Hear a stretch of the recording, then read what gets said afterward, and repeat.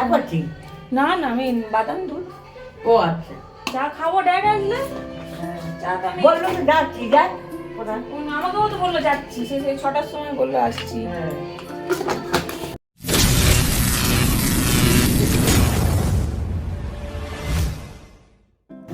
Good morning সবাইকে, রুমাস ক্যানভাসের আবারও একটি নতুন ব্লগে সবাইকে স্বাগত জানাই। তো আজকের দিনটা আমি কি করে কাটালাম সেই সমস্ত কিছুই শেয়ার করব। মানে একা থাকলে যেভাবে আমি দিনটা কাটাই বা আমার খাওয়া দাওয়া যেরকম হয় নর্মালি, আমি তো আগেই বলেছি আমার কোনো ডায়েট বা আমি কোনো কিছু ফলো করি না, যখন যেরকম হয় সেরকমই আমি খাওয়া দাওয়া করে থাকি।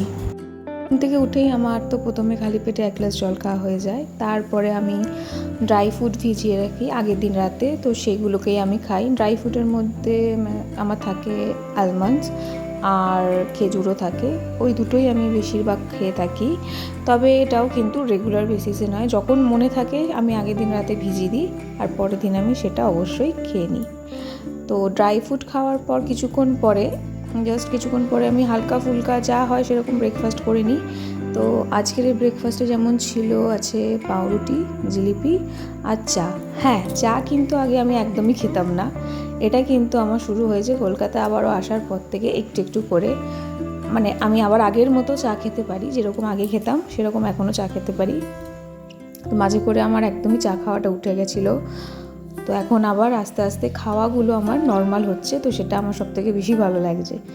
তারপরে আমি তো বলেছি যে আমি 12টা থেকে 12:30টার মধ্যে যে কোনো কিছু ফল খেয়ে নিই, কোনো বাধ্যবাধকতা নেই পার্টিকুলার কোনো কিছু ফল। তো যে কোনো ফলে গরমে এখন মুসাম্বি আর তরমুজটাই বেশি খাচ্ছি। আর সঙ্গে যদি কখনো বেদানাও খাই, কখনো পাকা আমও খাই, বাট মুসম্বিটা বেশি খাওয়ার চেষ্টা করি।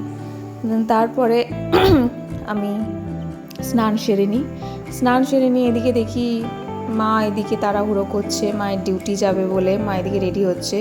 তো যেহেতু মা রেডি হচ্ছিল তাই আমি মায়ের খাবারটা আমি রেডি করে দিচ্ছিলাম, নাহলে মা তাড়াহুড়ো করে কী খেয়ে যাবে না যাবে। তাই মায়ের খাবারের প্লেটটা আমি সাজিয়ে দিচ্ছিলাম যাতে মা তাড়াতাড়ি খেয়ে দিয়ে ডিউটিতে বেরিয়ে যেতে পারে।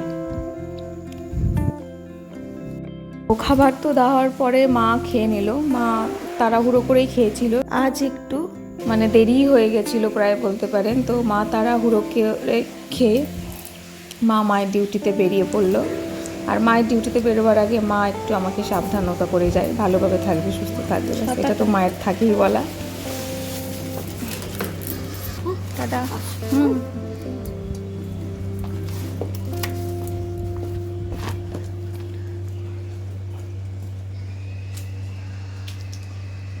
তো ওদিকে মা বেরিয়ে পড়লো মায়ের ডিউটিতে। এদিকে আমি একটু বাইরেটা দেখে নিলাম, আর বাইরেটা যা বিশাল রোদ, দেখে আশা করি তোমরা সবাই বুঝতেই পারছো বিশাল গরম। তো যাই হোক, তারপর আমি আর বাবা লাঞ্চে বসে গেলাম। লাঞ্চে খুবই সাধারণই খাবার ছিল, আমি সাধারণটা খেতে বেশিই ভালোবাসি। যেমন ছিল আমাদের চারাপোনা মাছের ঝোল আর শাক খেতে হয়, তো লাঞ্চ করে নিলাম জলদি করে। তারপরে বাবা একটু বেরিয়েছিল, তো আমি আমার ওই ঘরের টুকটাক কাজগুলো কমপ্লিট করে নিলাম, যেমন বাসন ধোয়া, ঘর ক্লিন করা, ওগুলো কমপ্লিট করে নিলাম আমি জলদি করে, কারণ খাওয়ার পরে আমার মেডিসিন থাকে সেগুলো খেতে হয়। তারপরে বিকেলে ঘুম থেকে উঠে আমার যেটা ছিল সেটা হচ্ছে দুধ গরম করার, কারণ বিকেলে কখনো কখনো আমি দুধ খেয়ে থাকি এবং দুধের সাথে আমার থাকে সেটা হলো পেস্তা বাদাম, সেটা আমি নিজের হাতেই করি। পেস্তাটাকে নিজের হাতেই ডাস্ট করে দুধের সঙ্গে হালকা করে মিশিয়ে নিয়ে আমি খেয়ে নিই। তো এটাও কিন্তু কোনো রেগুলার বেসিসে নয়, যখন যেরকম মনে থাকে আমি তখনই সেটা কিন্তু খেয়ে থাকি। তো বাদাম দুধ রেডি করার সময় হঠাৎ করে দেখি আমার ঠাকুমা এলো। তো বিকেলে আমার সাথে দেখা করতেই এসেছিলো। উনি আসে আমার সঙ্গে দেখা করতে প্রায়, বাট খুব কম সময়, যেহেতু বাড়িতেও থাকতে হয়, বাড়িতে দাদুও আছে। তো সে কিছুক্ষণের জন্য আমার সাথে এসেছিলো। তো ঠাকুমার সাথে দুধ খেতে খেতে ঠাকুমার জন্য চা বানিয়ে দিলাম, আর ঠাকুমা চা খেতে থাকলো। তো আমি দুধ খেলাম আর ঠাকুমা চা খেলো।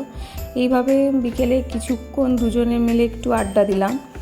আড্ডা বলতে কিছুই না, জাস্ট ঘরের কথাবার্তা, গল্প, বাস এটাই। শরীর কেমন আছে, এখন কীরকম লাগে না লাগে সেই সমস্ত কিছু শেয়ার করলাম। তারপরে আম্মা বাড়ি চলে গেল।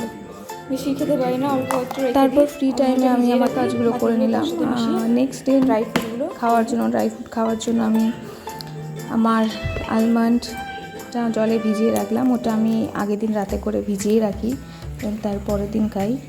তো এরপর ডিনার সেরে নিলাম। ডিনার কমপ্লিট, মেডিসিন নেওয়া কমপ্লিট। এখন রাত্রিরে যা সেবা হবে তার আগে আমার মা কিছু কাজ করে নিচ্ছে। কালকের কাজ এগিয়ে গেছে, কালকে কাঁচা ধোয়া সমস্ত কাজগুলো এখন মা ভিজিয়ে রেখে দিচ্ছে, যেটা কালকে কাঁচা ধোয়া করা হবে। হচ্ছে মায়ের ডিউটি। মা ডিউটি থেকে রাতে এসেছিলো, রাতে এসে ডিনার সেরে মায়ের কাজগুলো করে নিল। আর আজকের মতো ব্লগটা এখানেই কমপ্লিট করছি। ভালো লাগলে অবশ্যই লাইক কমেন্ট শেয়ার করবেন আর চ্যানেলটিকে সাবস্ক্রাইব করে